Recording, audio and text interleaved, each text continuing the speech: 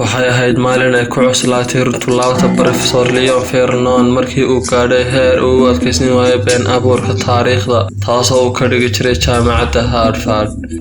sidaa darteed wuxuu aaday maktabadiisa wuxuuna ku daray jumladan buuggiisa in Christopher Columbus uu si buuxda uga warqabay joogitaanka Islaamka ee Ameerika ka hor intuusan iman. haddii dadka hortooda laga sheego ereyga Ameerika waxay markiiba farta ku fiiqayaan waddanka Mareykanka wayna ilaawayaan in Mareykanku yahay qaarad weyn oo kumanaan sano ah dhul ay leeyihiin shacab aad u ballaaran oo dadku maalmaha ka mid ah u yaqaaneen Hindida Cascas. imikana haddii aad qof weydiiso cid ay ahaayeen Hindida Cascas wuxuu ku odhan waa dad madaxa ku xidhan jiray baarar midab leh oo aqoon intaa dhaafsan umaba laha. dadku dhammaan way wada yaqaanaan qisada la dhalan bedelay ee ku taala manaahijta iyo shaashadahaba, laakiin in yar ayaa maqashay sheekada dhabta ah ee shacabkaas la dabar jaray. kusoo dhawow qarnigii 7aad ee miilaadiga ee ahaayeen Hindida Cascas muxuuse yahay xidhiidhka iyaga iyo Islaamka ka dhexeeyay. balse yaa helay oo daaha qaaday qaaradda Ameerika marka aynu ka tagno been abuurka taariikhda. waa maxay qisada safarkii qarnigii ugu horreeyay ee hijriga iyo socdaalkii fogaa ee dhulka ka dambeeya badaha? maxay tahay sababta loo bedelay taariikhda iyadoo loo daneynayo burcadbadeed iyo beenoolayaal? waxaan dib u furi doonaa buugga taariikhda in ka badan 1000 sano waxaynuna falanqayn doonaa ilaa gunta hoose ee ummadan la dhalandooriyay taariikhdoodii. waxayna caddeeyeen cilmi baarayaasha bariga iyo galbeedka oo Islaamku u horeeyo sax ahaanshaha taariikhda ummadan. waxaanuna idin soo gudbin doonaa qisada muslimiinta ay jaahilka ka ahaayeen muslimiinta kale iyo sheekadooda dhabta ah ee laga jaray kutubta taariikhda ee ku saabsan Hindida Cascas. dhowr qarni oo kale ka hor qaaradda Ameerika may ahayn shay la sheego waxaan ka ahayn hadal duulduul ah kaasoo sheegaya dhulal dahab iyo kheyraad badan leh oo ka shisheeya badaha fog ee mugdiga ah.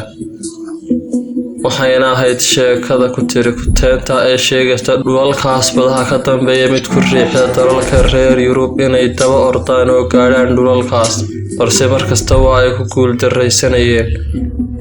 waxayna sidaa ahaayeen ilaa dhammaadkii qarnigii 15aad ee miilaadiga. muddo kadib ayaa badmareen Talyaani ah oo la odhan jiray Christopher Columbus gaadhay, weliba isagoo kaashanaya khariidadaha juqraafiga ee uu qoray caalamka Islaamiga ah ee Al-Idrisi. waxaana Columbus u shaqaynayay boqorkii Spain ee Fernando. sidaa daraadeed waxa uu safray Christopher dhul aad u fog kuwaasoo kasoo muuqday khariidadihii muslimiinta ilaa uu ka gaadhay dhul cagaar ah oo ay degan yihiin dad midab maariin leh balse casaan xigeen ah. wuxuuna mooday Hindi waxaanu ku naanaysay Hindidii Cascasayd si uu uga sooco Hindida qaaradda Aasiya. markii uu la macaamilayna wuxuu ogaaday arrin fajicisa ku noqotay waqtigaas wuxuuna ogaaday in shacabka cusub yahay muslim. intaa kadib markii ay ku soo xiratay doontii uu saarnaa Cuba sanadkii 1492 miilaadiga wuxuu arkay masaajid ka dhisan meel buur dusheed ah lehna minaarado dhaadheer ayna ku xardhantay derbiyadiisa erayo Carabi ah. haddana safarkiisii labaad ee uu ku tegay Haiti wuxuu arkay waran u eg kuwii muslimiinta Afrika kadib markay u keeneen dadka deegaanku.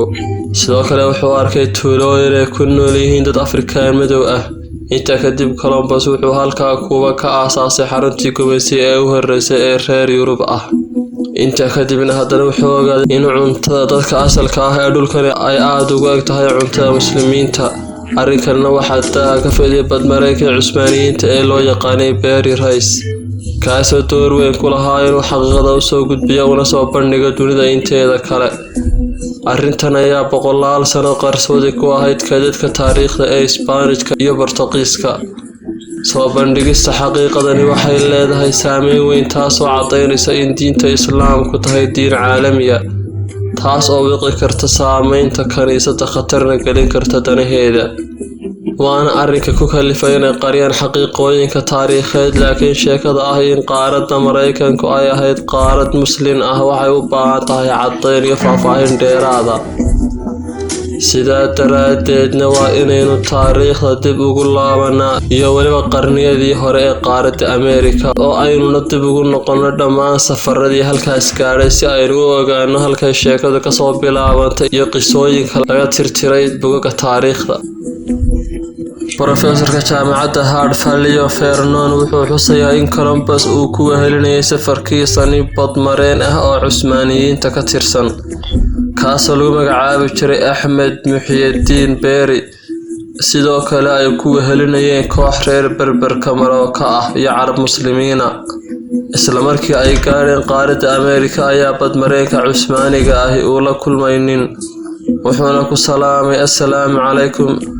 inta kadib si uu u ogaado mid ka mid ah layaabyada ugu halista badan taariikhda Islaamka, taas oo ahayd jawaabta ninka uu siiyay oo ahayd wacalaykum assalaam waraxmatullaahi wabarakaatuh.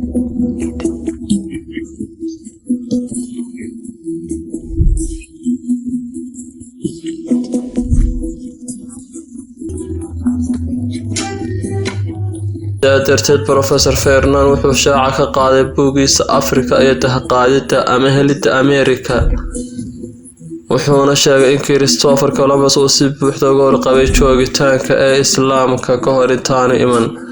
waana arrinka Columbus ku qoray xasuus qorkiisa uuna cinwaan uga dhigay diiwaanka ayaamaha socdaalkaygii u horreeyay, kaas oo uu ka qoray safarkiisaas. wuxuuna ku sheegay in Hindida Mareykanku ka qaadayaan salaanta Islaamka, dumarkooduna ay xidhaan dhar cudbi ah oo la mid ah dharka ay xidhaan dumarka Muslimiinta ahi. waxa kale oo xaqiijinaya in dadkii asalka ahaa ee qaaradda Ameerika ay ahaayeen dad Muslimiin ah. waa dukumeenti ay haysay boqortooyada Boortaqiisku 100 sano ka hor intaan loo wareejin Madxafka Taariikhda Mareykanka ee Washington. wuxuu muujinayaa heshiis xabad joojineed oo dhex maray Christopher iyo Hindida Cascas ee meesha deganaa, kaasoo dhanka kale uu ku saxeexan yahay hogaamiyaha dadkii asalka ahaa, weliba xuruuf carabi ah oo magaciisuna yahay Maxamed. kadib markii dukumentigan lagu daray kaydka Madxafka Taariikhda Mareykanka, nuqulkaas la mid ah ayaa la soo bandhigay, laakiin kadib waa markii laga jaray magaca hogaamiyihii Muslimka ahaa ee dadka deegaanka Maxamed.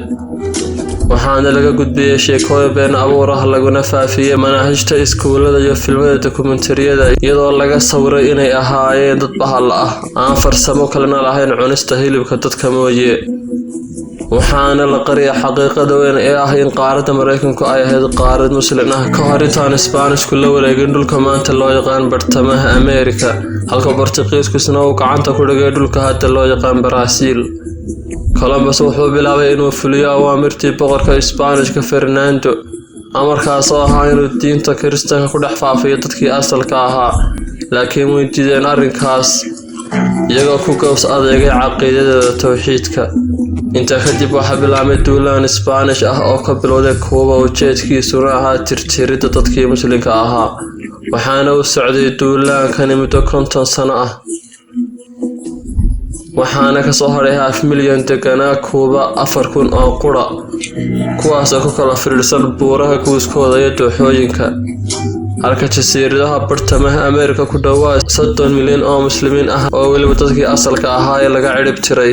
kadib reer Yurub waxay ka soo rareen 10 milyan oo addoomo madow ah Afrika, oo ayna ku jiraan 3 milyan oo Muslimiin ah, si ay uga qayb qaataan dib u dhiska waqooyiga iyo bartamaha Ameerika.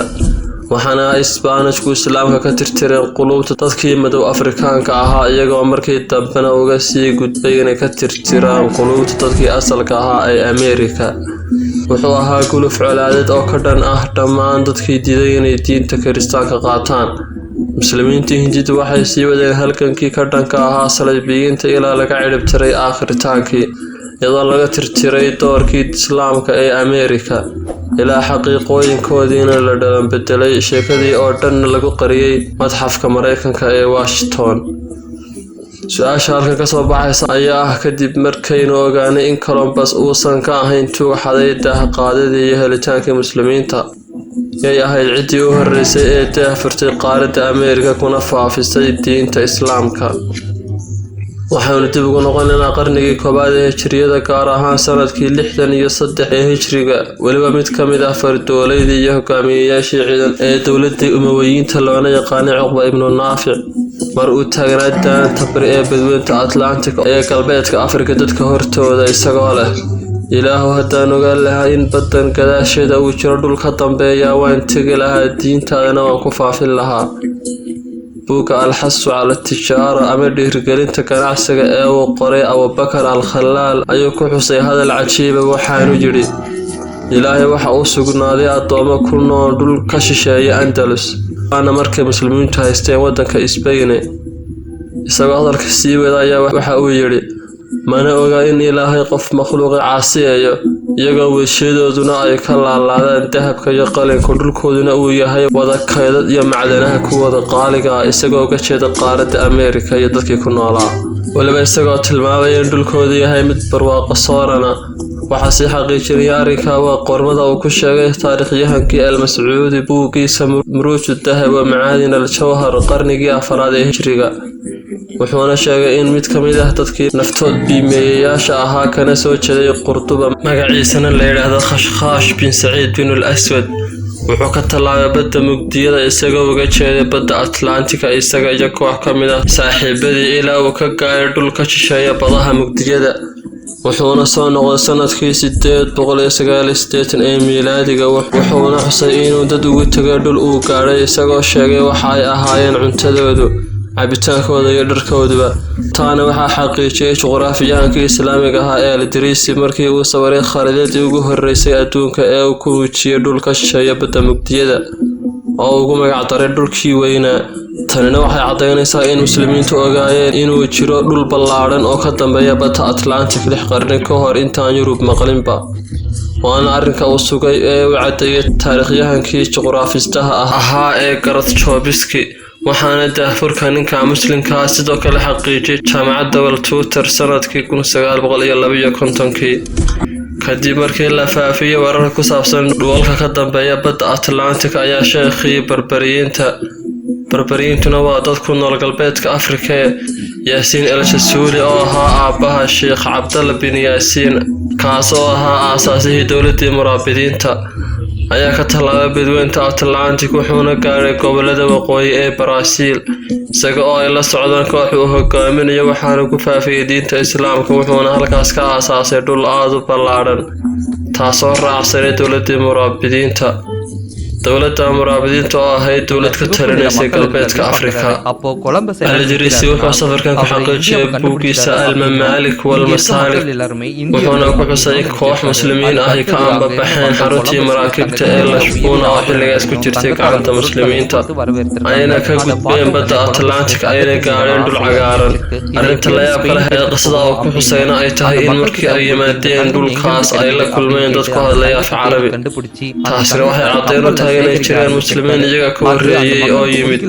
taasoo xaqiijinaysa qisadii al-Mascuudi xusay qarnigii 4aad ee Hijriga waxaana sidoo kale uu xusay taariikhyahanka islaamiga ahaa ee Shihaabudiin al-Cumari sheeko la yaab leh oo ku jirta buuggiisa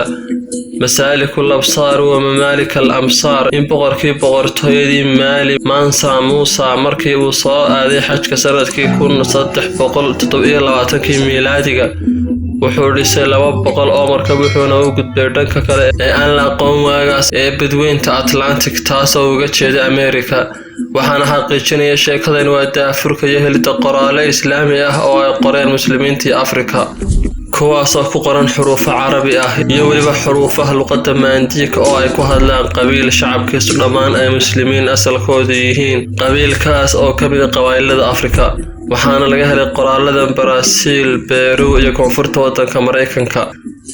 walina kama suulin saameynta ay luqadaasi ku leedahay noloshooda dadweynaha Hindida ee ku nool imka meelahaas ayna soo xusnay cadeymahan iyo xaqiiqooyinka taariikheed waxay ku kalfeen taariikh baarayaal reer galbeed iyo cilmi baarayaal badan inay qoraan buugaag cadeynaya taariikhda islaamka ee qaaradda Ameerika ayna soo bandhigeen dhalan bedelka lagu sameeyay taariikhda sanadkii 1960 oo ahayd 15 sano kadib markii majalad ka soo baxday London shaacisay xaqiiqada jiritaanka islaamka ee qaaradda Ameerika cilmi baariye Faransiiska ahaa ee Jean Coffey wuxuu ku xusay buuggiisa barbarka Ameerika in Ameerika waagii hore ay deganaayeen qabiil barbariyiin muslim ah oo la yiraahdo Samaami macnaheeduna yahay imaam oo ay u yaqaaneen qabiilkaasi hogaamiyaha muslimka ah wuxuuna xusay inay badankooda ku noolaayeen Honduras ee bartamaha Ameerika ka hor intaysan Yurub ogaanin Ameerika laakiin 20 sano ka hor waxaa la helay caddayn buuxda taasoo caddaynaysa joogitaanka iyo doorkii islaamka ee Ameerika. sanadkii 2000 ayaa gabadh lagu magacaabay Wiisa Elizabeth waxay si kadis ah ku heshay iyadoo dib u dhis ku sameynaysa qasrigeedii kaasoo ku yaalay magaalada Baromida ee gobolka Oklahoma ee waddanka Mareykanka. dukumentiyo islaami ah oo ku qornaa Carabi kuwaasoo la qoray xilligii Andalus ay muslimiintu ka talinayeen waddanka Spain. dukumentiyadan waxaa ku qoran sharaxaad dhammaystiran oo ku saabsan Ameerika iyo muslimiinta ku noolaa Christopher Columbus ka hor. waxaana qariyay dukumentiyadan Isbaanishka waa hore. sidaa darteed waxay dukumentiyadan si cad ugu soo bandhigtay buuggeeda caanka ah ee Africa Against America, halkaas oo ay ku xusay faahfaahinta joogitaanka islaamka ee Ameerika. waxaana labada Ameerika ku noolaa ku dhawaad 100 milyan oo Hindi ah. waxaana xusid mudan in 1492 oo ahayd markii la dhalan bedelay taariikhda helitaanka loona nisbeeyay Christopher Columbus ay sidoo kale ahayd markii ay gacanta muslimiinta ka baxday magaaladii u dambeysay ee islaamiga ahayd ee qirnaada ee Andalus, taasoo uu qabsaday Fernandihii labaad ee ahaa boqorka Isbaanishka. waxaanay muujinaysaa khudbad ay jeedisay Isabella marwadii koowaad ee boqorkii Fernandihii labaad ee Isbaanishku inay ka tirtiri doonto muslimiinta qaaradda cusub siday uga tirtirtay Andalus. muddo ku siman 500 oo sano ayaa la dhalan dooriyay taariikhda Hindida cascasida ee ku noolay Ameerika iyadoo loo sawiray inay ahaayeen dad bahalo ah waliba filimaanta Hollywood iyo si qiil looga helo xasuuq wadareedkii loo geystay ummadaas iyo si loo qariyo qisada dhabta ah ee dadkii asalka u lahaa Ameerika.